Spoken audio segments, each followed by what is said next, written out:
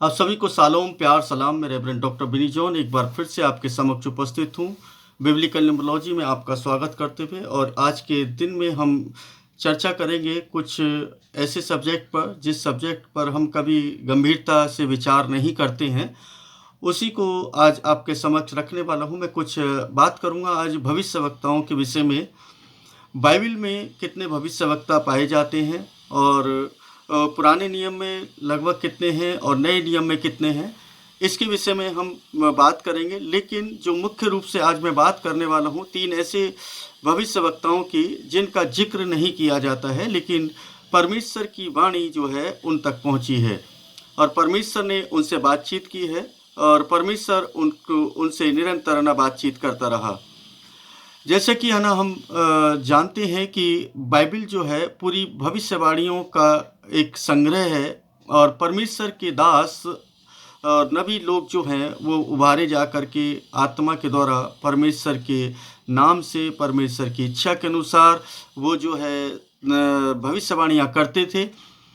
लेकिन हम बहुत सारे भविष्यवक्ताओं के बारे में जानते भी नहीं हैं। आज जो सब्जेक्ट है वो ये नहीं है कि कौन कौन से भविष्यवक्ता थे, मैं उसके विषय में आगे बताऊंगा। लेकिन आज एक शॉर्ट वीडियो मैं बना रहा हूँ ताकि आप लोगों को ये बता पाऊँ कि 3 ऐसे भविष्यवक्ता हैं जिनका जिक्र नहीं किया जाता, लेकिन उनके पास में भविष्यवाणी के वचन पहुँचे, परमेश्वर ने उन तक पहुँचाया।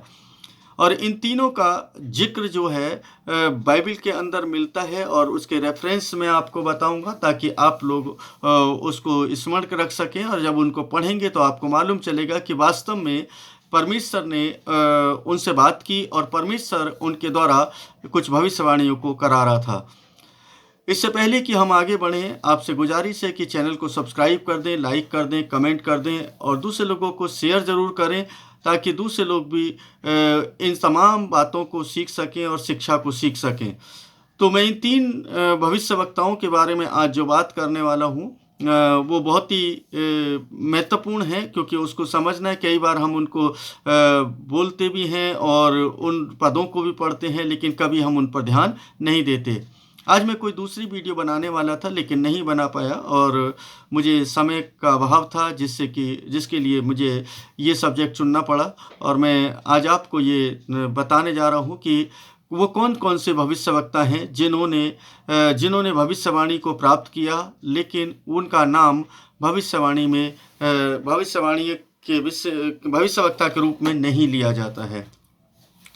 बाइबल में लगभग 88 भविष्यवक्ताओं का जिक्र मिलता है। ये एक अद्भुत संख्या है। अगर मैं इसको यहाँ पर न्यूमरिकल भी बताता हुआ चलूँगा कि अगर मैं इसको न्यूमरिकल बताऊँ तो ना इस तरीके से देखेंगे, अगर 88 भविष्यवक्ताओं का जिक्र मैं ना बाइबल के अंदर कर रहा हूँ तो इसको अगर मैं न्यूमरिकल वैल्यू निकालता हूँ तो 16 आता है। प्लस करने के बाद 8 + 8 = 16। तो यहाँ पर 7 नंबर मुझे दिखाई देता है, क्योंकि 1 + 6 जब करते हैं तो 7 नंबर, यानी कि एक रहस्य जो परमेश्वर ने उनको दिया और परमेश्वर के द्वारा हम तक पहुँचा, यानी परमेश्वर के मर्म की बातें हम तक पहुंची। और यहाँ पर हम देखते हैं कि 7 नंबर इम्प्लीमेंट होता हुआ नजर आता है। जैसा कि मैं बार बार बताता हूँ कि 7 नंबर जो है बाइबल का बेस है और उत्पत्ति की पहले बाब की पहली जो आयत है उसके अंदर भी अगर हिब्रू बाइबल को पढ़ते हैं तो वहाँ पर 7 ही शब्द हैं और 7 शब्द के साथ शुरू करते हैं। हालांकि ये ना उसके ऊपर मैं बहुत व्याख्या करने वाला हूँ आने वाले समय में। उत्पत्ति 1:1 पर और भी बहुत सारे खुलासे करेंगे हम उस पर, लेकिन आज हमारा सब्जेक्ट वो नहीं है। हमारा सब्जेक्ट ये है कि 88 भविष्यवक्ताओं का उल्लेख तो मिलता है। भविष्यवक्ता कौन होता है ये भी आप जान लें। वह व्यक्ति जिसे इस परमेश्वर के तरफ से कोई उद्घाटन मिला हो, यानी कि उसको कह सकते हैं कि कोई ऐसी भेद की बात मिली हो जो हम तक पहुंचाए, तो वो लोग भविष्यवक्ता कहलाते हैं। यानी परमेश्वर की वाणी और परमेश्वर जिनसे बात करता है, परमेश्वर जिनके द्वारा कुछ संदेश पहुंचाता है, उसको भविष्यवक्ता कहते हैं। इन 88 भविष्यवक्ताओं के अंदर जो है 63 यानी 63 भविष्यवक्ता जो हैं वो पुराने नियम के अंदर पाए जाते हैं।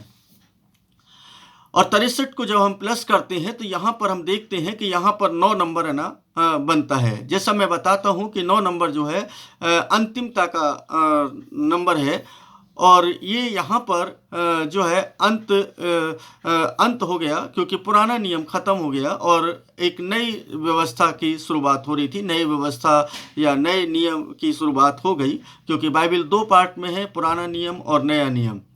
तो हम देखते हैं कि यहाँ पर जो 63 है उसको जब हम प्लस करते हैं तो ये 9 आता है, और 9 का मतलब हो गया कि अंतिमता, यानी कि ये इसके बाद अब है ना नए नियम की बात चलेगी और पुराने नियम को साथ में लेकर के चलेगी, क्योंकि नया नियम पुराने नियम के बगैर बिल्कुल अधूरा है। अगर हम है ना नए नियम की बात करें तो नए नियम के अंदर टोटल 25 भविष्यवक्ताओं का जिक्र मिलता है। 25 भविष्यवक्ता हैं। उन 25 भविष्यवक्ताओं के बारे में हम लोग पढ़ते हैं। अलग अलग तरीके से उन्होंने भविष्यवाणी की है, और वो भविष्य, तो यहाँ पर भी हम एक न्यूमेरिकल वैल्यू को देखते हैं। 25 को अगर हम देखें तो यहाँ पर भी इसका डिजिटल रूट जो है वो 7 आता है, अर्थात 7 नंबर। यानी अगर हम टोटल को देखें कि जो 88 भविष्यवक्ता हैं नए नियम के अंदर, वो 7 पर ही आकर के टिक जाते हैं, और 7 भविष्यवक्ताओं का उल्लेख वहाँ पर मिलता है। बाइबल की भविष्यवाणियों के जो सत्यता का प्रमाण है वो किस बात से मिलता है? वो इस बात से मिलता है, बाइबल के भविष्यवक्ताओं ने इस्राएल की भूमि और लोगों, साम्राज्य, उत्थान और पतन तथा मसीह के जीवन और उनके कार्य करने के विषय में, मिशन के बारे में, मृत्यु के बारे में, पुनरुत्थान के बारे में और भी उनसे संबंधित तमाम घटनाओं की सटीक भविष्यवाणी की। ये ऐसे 100 उदाहरण आपको बाइबल के अंदर मिल जाएंगे। हमें ना यहाँ पर जो आज जो बात कर रहे हैं वो बात कर रहे हैं कि ये जो 3 भविष्यवक्ता हैं ये कौन कौन हैं, इनको समझ लें। इन 3 भविष्यवक्ताओं को स्पष्ट रूप से भविष्यवक्ता के रूप में कभी नहीं पहचाना गया। हालांकि कुछ लोग उनको भविष्यवक्ता कहते हैं, लेकिन बिब्लिकली उनको नहीं पहचाना गया, लेकिन भविष्यवाणी के वचन उन तक पहुँचे हैं। बाइबल के जो आयतें हैं उन भविष्यवाणियों के उदाहरण को हम दिखाते हैं, हम दिखाएंगे, हम बताएंगे कि कौन कौन से पद हैं जिन पर ना उन्होंने भविष्यवाणी की है या भविष्यवाणी के वचन उन तक पहुँचे हैं। और इन बाइबल के इन तीनों ना करेक्टर्स को मिला। तो पहला नाम जो आता है वो सबसे पहला नाम आता है जो इसहाक का। ये उत्पत्ति 26 में मिलता है। उत्पत्ति 26 के 2 पद से लेकर के 5 पद तक ये एक प्रोफेसी वर्ड है। यहाँ पर एक भविष्यवाणी छुपी है। मैं इसको 26 के 1 से पढ़ता हूँ आपके लिए। और उस देश में अकाल पड़ा, वह उस पहले अकाल से अलग था जो इब्राहिम के दिनों में पड़ा था। सो इसहाक गरार को पलिश्तियों के राजा अबीमेलेक के पास गया। यानी कि जब वो अकाल पड़ा तो उस समय की बात है, तो वह ना इसहाक अबीमेलेक के पास, राजा अबीमेलेक के पास जाता है। तो यहाँ पर उत्पत्ति 26 और उसके 2 पद से जब हम पढ़ते हैं तो इसको 5 तक है ना इस तरीके से है। यहाँ पर वहाँ यहोवा ने उसको दर्शन दे करके कहा, मिस्र में मत जा। यानी कि वो वहाँ पर परमेश्वर भविष्यवाणी के वचन उस तक पहुँचते हैं कि मिस्र में मत जा, जो देश में तुझे बताऊं उसी में रहे। यानी कि वो वहाँ पर स्पष्ट कर रहा है कि जो देश में तुझे बताऊंगा तो उसी में रहे, तू इसी देश में रहे और मैं तेरे संग रहूंगा और तुझे आशीष दूंगा। ये प्रोफेसी है, मतलब भविष्यवाणी है परमेश्वर की तरफ से, और ये भविष्यवक्ता के रूप में उस तक पहुंची है, क्योंकि वो भविष्य अपने लोगों को यही बात है ना बताने के लिए खड़ा होता है और उनको बताता है कि परमेश्वर यहोवा ने मुझसे ये बात की है और मैं ये बात तुम्हें इसलिए बता रहा हूँ। और ये सब देश मैं तुझको और तेरे वंश को दूंगा, और जो शपथ मैंने तेरे पिता इब्राहिम से खाई थी उसे मैं पूरी करूँगा। यहाँ पर देखें कि एक प्रोफेसी यहाँ पर मिल रही है। किसको मिल रही है? भविष्यवाणी के वचन किसको मिल रहे हैं? ये आम लोगों के लिए नहीं मिल रहे हैं, बल्कि है ना इसहाक को मिल रहे हैं। और इसहाक को इसलिए मिल रहे हैं ताकि वो अपनी प्रजा के लोगों को ये बातें बता सके। तो ये प्रोफेसी के जो शब्द हैं, जो आयतें हैं जो हम पढ़ रहे हैं, ये उन लोगों तक पहुंचाई गई। चौथे पद में लिखा है, और मैं तेरे वंश को आकाश के तारागणों के समान करूंगा, और मैं तेरे वंश को ये सब देश दूंगा, और पृथ्वी की सारी जातियां तेरे वंश के कारण अपने को धन्य मानेंगी। वही सेम वचन जो परमेश्वर यहोवा ने प्रोफेसी के जो वचन थे, जो भविष्यवाणी के जो वचन हैं, वो अब्राहम को दिए थे, वही वचन सेम इसहाक को भी मिलते हैं। और इस तरीके से देखते हैं कि इसहाक के पास भविष्यवाणी का वचन पहुंच रहा है। और ये एक भविष्यवक्ता, क्योंकि परमेश्वर जिसके पास पहुंचाता है भविष्य की बातों को, वो भविष्यवक्ता कहलाता है। लेकिन इस इसहाक को कभी भी भविष्यवक्ता के रूप में नहीं देखा गया है। उसका 5वां पद कहता है, क्योंकि अब्राहम ने मेरी मानी और जो मैंने उसे सौंपा था उसको, और मेरी आज्ञाओं, विधियों और व्यवस्था का पालन किया। अब वो परमेश्वर यहोवा ये बता रहे हैं कि इब्राहिम ने तो मेरी जो बात थी वो मान ली, जो मैंने उसको बोला था उसने ऐसा ही किया, अब तुझे भी ऐसे ही करना है और अपने लोगों को भी तुझे ऐसे ही करने के लिए प्रेरित करना है। हालांकि ये ना पूरा डिटेल में नहीं है, लेकिन इसका मकसद यही होता है, क्योंकि अब्राहम भी जब परमेश्वर यहोवा से बात करते थे तो अपने लोगों को बताते थे। ठीक उसी तरीके से इसहाक भी अपने परमेश्वर यहोवा जब उनसे बात करता है इसहाक से, तो ना वो अपने लोगों को जाकर के बताएगा कि हमें वहां जाने की जरूरत नहीं है। अबीमेलेक के पास की बात नहीं कर रहा है वो, बल्कि कह रहा है कि तुझे यहीं रहना है और इसी तरह जगह मैं तुझे आशीष दूंगा और तुझे बढ़ाऊंगा। तेरे जो वंश है आकाश के तारागणों के समान मैं उसको कर दूंगा, और तेरे जो सारे वंश हैं ये सब देश तुझे दे दूंगा, और पृथ्वी की सारी जातियां जो हैं वो तेरे वंश के कारण अपने को धन्य मानेंगी। ये है ना प्रोफेसी उसको मिली। और ये भविष्यवाणी जब उसको मिली तो ये भविष्यवाणी अपने लोगों को बताई। दूसरे भविष्यवक्ता की तरफ चलते हैं, जिसको भविष्यवक्ता के रूप में कभी ग्रहण नहीं किया गया। हमेशा उसको पीड़ित और दुखित और परेशान है ना के रूप में दर्शाया गया, और परमेश्वर की अद्भुत आशीषों के लिए उसको दिखाया गया है। उसका नाम है अय्यूब। अय्यूब जो है एक भविष्यवक्ता के रूप में कार्य करते हैं, और भविष्यवक्ता का भविष्यवाणी का वचन जो है उन तक भी पहुंचता है, और भविष्यवाणी वो स्वयं भी है ना परमेश्वर के आत्मा में होकर के करते हैं। तो वो किस तरीके से करते हैं उसका भी जिक्र ना बाइबल के अंदर मिलता है। और इस पद को भी हम कितनी बार पढ़ते हैं इन पदों को, लेकिन कभी हम गौर नहीं करते। और बहुत सारे लोग गौर भी करते हैं, ऐसा नहीं कह सकते कि नहीं सब लोग नहीं करते। ये भविष्यवाणी के वचन है, और कई लोग ना प्रचार में भी उसको इस्तेमाल कर लेते हैं।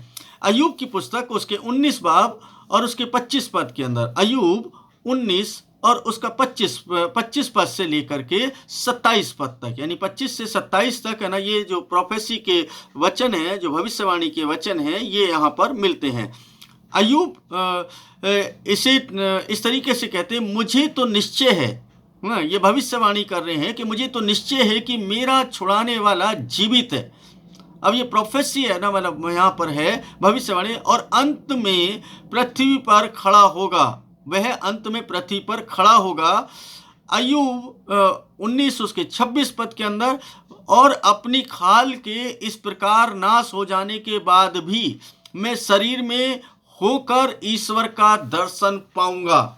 अब ये प्रोफेसी के जो शब्द हैं, ये ना इसको देखें कि यहाँ पर अय्यूब जो है एक भविष्यवाणी कर रहे हैं कि मैं इस शरीर के नाश हो जाने के बाद भी मैं इसी शरीर के अंदर होकर के परमेश्वर का दर्शन करूंगा।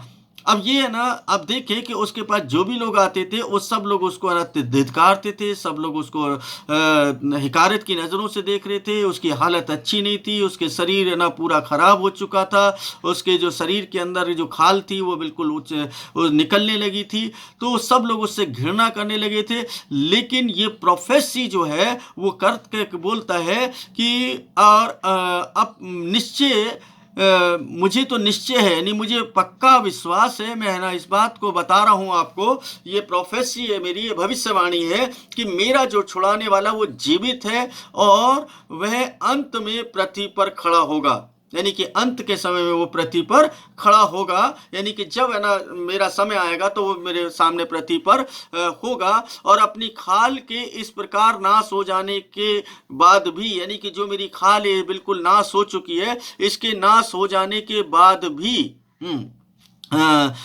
मैं शरीर में हो करके, यानी इसी शरीर में हो करके परमेश्वर का दर्शन पाऊंगा। अय्यूब 19 के 27 में वो कहते हैं, मतलब उसका दर्शन मैं अपनी आंखों से अपने लिए करूंगा, यानी कि वो कहते हैं कि अपनी आंखों से मैं उसका दर्शन करूंगा। अब ये भविष्यवाणी के वचन उसके मुख से निकलते हैं कि मैं ये जो दर्शन है उसका मैं अपनी इन्हीं आंखों से करूंगा और न कोई दूसरा, यानी कोई दूसरा नहीं करेगा, केवल मैं ही करूंगा। अब देखिए कितनी बड़ी प्रोफेसी है ना वो कर रहे हैं, लेकिन कभी भी भविष्यवक्ता के रूप में अय्यूब को नहीं देखा गया। हमेशा पीड़ित और दुखित व्यक्ति के रूप में उनको प्रेषित किया गया है और उनको दिखाया गया है। हालांकि है ना ये भविष्यवाणी के ना जो वचन है ये ना बिल्कुल स्पष्ट नजर आते हैं कि वो भविष्यवाणी कर रहा है। परमेश्वर ने उसको बताया कि क्या करना है और लोगों को बता कि तेरे साथ क्या होने वाला है, और उसने वही बात लोगों को बोल दी। उसका दर्शन मैं अपनी आंखों से अपने लिए करूंगा और न कोई दूसरा, यद्यपि मेरा हृदय अंदर ही अंदर चूर चूर भी हो जाए तो भी मुझ में तो धर्म का मूल पाया जाता है। यानी कि मेरे अंदर धार्मिकता का जो मूल है वो पाया जाता है। मैंने कहा था कि इस वीडियो को मैं शॉर्ट करूंगा, तो मैं तीसरे उसके बारे में बता देता हूं और मैं उसको एक्सप्लेन नहीं करूंगा, मैं आप लोगों के लिए छोड़ रहा हूं ताकि आप लोग उसको पढ़ें और उसको पढ़ करके ना आप अच्छे से समझ पाएं कि परमेश्वर ने उसको भी कैसे भविष्यवाणी दी। तो ये नए नियम के अंदर तीसरे भविष्यवक्ता के बारे में हम पढ़ते हैं, जो कि भविष्यवाणी के वचन उसको मिले और बहुत लंबी है ना भविष्यवाणी उन्होंने की है। हम उसको देखते हैं कि वो तीसरा व्यक्ति कौन है। उस तीसरे व्यक्ति की तरफ चलते हैं। उस तीसरे व्यक्ति का नाम है पतरस। पतरस जो है खाली है ना कलीसिया के निर्माण को करने वाला पहला व्यक्ति ही नहीं है, बल्कि एक भविष्यवक्ता के रूप में भी उसने कार्य किया है और भविष्यवाणी के वचन पतरस के पास पहुंचे हैं और भविष्यवाणी उसने की है। तो इस तरीके से हम देखें कि दूसरा पतरस उसका 3 बाब और उसके 1 पद से लेकर के 18 पद तक, यानी कह सकते हैं कि दूसरा पतरस उसका 3 बाब पूरा प्रोफेसी से भरा हुआ है, यानी कि भविष्यवाणी से भरा हुआ है। पहला मतलब दूसरा पतरस का 3 अध्याय जो है वो पूरा का पूरा 1 से लेकर के 18 तक ये पूरा भविष्यवाणी से भरा हुआ है। अब मैं इसको यहाँ पर मैं पूरे को नहीं पढ़ सकता क्योंकि 18 पद हैं तो बहुत लंबा समय हो जाएगा उसको एक्सप्लेन भी करने के लिए। ये मैं आप लोगों के लिए छोड़ रहा हूँ ताकि आप इसको पढ़ सकें और ना उसको समझ सकें कि उसमें भविष्यवाणी के वचन कैसे बोले और किस तरीके से भविष्यवाणी उसने की है। तो यहाँ पर हम आज जो सीख रहे हैं वो ये है कि बाइबल के अंदर 88 भविष्यवक्ताओं का जिक्र मिलता है, उल्लेख मिलता है और इसका नंबर 7 बनता है। 63 जो है वो पुराने नियम के अंदर मिलते हैं जिसका नंबर 9 बनता है और 9 जो है अंतिमता का नंबर है। 7 नंबर जो है निर्माण का नंबर है, रहस्य का नंबर है, परमेश्वर का नंबर है और 25 जो है वो नए नियम के अंदर मिलते हैं। तो यहाँ पर भी 7 नंबर हमें देखने के लिए मिलता है। तो यहाँ पर हमें नजर आता है कि परमेश्वर जो है वो नंबर्स के साथ काम करता है, बिना नंबर्स के वो काम नहीं कर रहा है। आने वाले समय में हम आपको बहुत सारी है ना जो नंबर्स के बारे में ना गणना करके बताने वाले हैं और बाइबल को हम ये बताएंगे कि है ना किस तरीके से वो न्यूमेरिकल है, चाहे उत्पत्ति 1 से लेकर के प्रकाशित वाक्य तक वो कितना है ना अद्भुत तरीके से संख्याओं का वहां पर उपयोग किया है परमेश्वर ने। और पूरी है ना बाइबल के अंदर सब गणनाओं के आधार पर है और परमेश्वर अपने कार्य को करता है। अजी जो है ना ये जो हम चर्चा करते हैं, ये जो अध्ययन अध्ययन कर रहे हैं, ये बहुत ही इम्पोर्टेंट है। अगर इसको हम समझ गए तो समझ लीजिए हम परमेश्वर के गूढ़ रहस्यों को और अधिक समझने पाएंगे और परमेश्वर से अधिक प्रेम करने पाएंगे। मैं चलते चलते आपको ये बताता चलूं कि मेरा कोई इरादा नहीं है कि ना मैं कोई है ना एक मतलब कोई मिशन खड़ा करूं, ऐसा कुछ नहीं है। बस ये मेरी इच्छा है कि लोग इस रहस्य की बातों को जान लें, सीख लें। तो अगर आप सीखना चाहते हैं तो आपसे गुजारिश है कि हमारी हर शनिवार को 8:30 बजे रात्रि में एक गूगल मीट होती है। हम उसमें है ना कुछ बातों को सिखा रहे हैं। वहाँ पर हिब्रू के अल्फ़ाबेट्स के बारे में बात करते हैं, कुछ शब्दों के बारे में बात करते हैं, कुछ न्यूमेरिकल वैल्यू के बारे में बात करते हैं। और हम ही नहीं बल्कि दूसरे लोग भी हमारे साथ हैं, जो हमारे सहयोगी हैं, जो है ना हमारे साथ ना मिल कर के ना काम कर रहे हैं। उन लोगों को भी है ना हम आप लोगों के समक्ष लेकर के आते हैं, वो लोग भी आप लोगों को सिखाते हैं। और जो लोग सीखना चाहते हैं, चाहे वो पास्टर्स हैं, चाहे वो लीडर्स हैं, चाहे वो बिलीवर्स हैं, लेकिन जो सीखने की इच्छा रखते हैं वो अवश्य आएँ। और बहुत सारे लोग जो है वो भी